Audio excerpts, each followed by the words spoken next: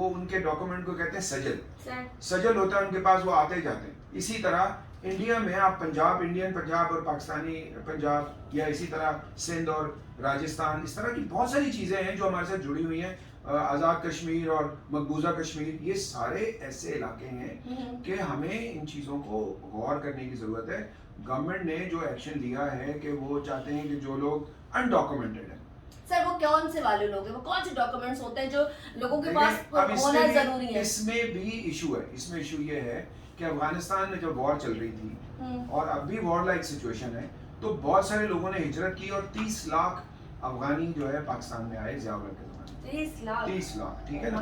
वो 30 लाख जो लोग आए तो उनको इन्होंने बाकायदा कार्ड इशू किए। हमारा एनआईसी थी इनके पास?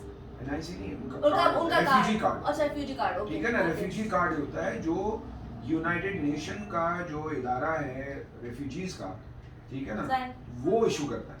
और पाकिस्तान में उस वक्त पूरी दुनिया में सबसे ज्यादा रेफ्यूजीज यहाँ थे, और उन्होंने हमारे बिजनेस को, बाकी चीजों को तहस नहस भी किया और कई जगहों पे उन्होंने उसको उठाया भी। तो उस वक्त तवज्जो नहीं दी गई। ये तो उनकी 2-3 नस्लें यहाँ पैदा हो गई हैं बहुत सारे लोगों की। और देखें, हर जो फॉरेनर है उसका बैकग्राउंड अलग है।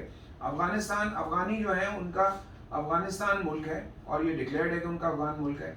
तो अब वहाँ पे जो सिचुएशन है वो ऐसी नहीं है कि आप सारे अफगानियों को वहाँ भेज दें, क्योंकि वहाँ पे जो तालिबान की हुकूमत है वो ऐसी नहीं है कि वो किसी को बख्श दे, ठीक है ना। उसमें बहुत सारे लोग हैं जो उनको वांटेड हैं, या बहुत सारे लोग हैं जिनको वो नहीं चाहते हैं, और वो जाएं तो उनको मुश्किल का सामना करना पड़ेगा। तो इसलिए यूनाइटेड नेशन भी उसको कह रहा है कि भाई आप थोड़ा हल्का हाथ रखें, तरीके से इसको हैंडल करें, क्योंकि इसका रिएक्शन भी आएगा। ठीक है। फिर इसी तरह अगर आप बंगालीज को कहते हैं कि बंगालीज को आप भेजेंगे वापस, कहाँ भेजेंगे? अब आपको पता है पाकिस्तान में बहुत सारी ऐसे लोग हैं जो स्टेटलेस हैं, अनडॉक्यूमेंटेड है, स्टेटलेस है। उनको उनकी हुकूमतें भी मानने के लिए तैयार नहीं है कि हमारे सिटीजन। तो जिनकी हुकूमत उनको ना माने, तो ऐसे लोगों को कहते हैं स्टेटलेस। और स्टेटलेस का यूएन का एक कन्वेंशन भी है।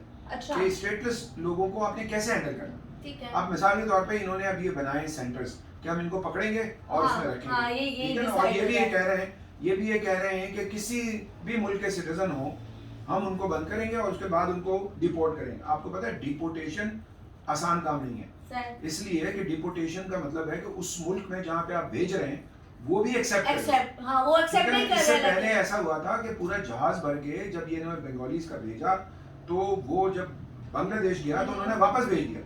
उन्होंने एयरलाइन पे जुर्माना कर दिया कि आप कैसे लेकर आए हमारी इजाजत के बाद। तो ऐसा भी नहीं हो सकता। इसके लिए बहुत काम करने की जरूरत है। ये सर, ये गैर मुल्की शरीयत हासिल करने के लिए क्या करना चाहिए? मतलब अगर जो लोग यहाँ रहना चाहते हैं और नहीं जाना चाहते, उसके लिए एक जमाने में इन्होंने एक लॉ बनाया था और उसमें कहा था कि जो गैर मुल्की लोग हैं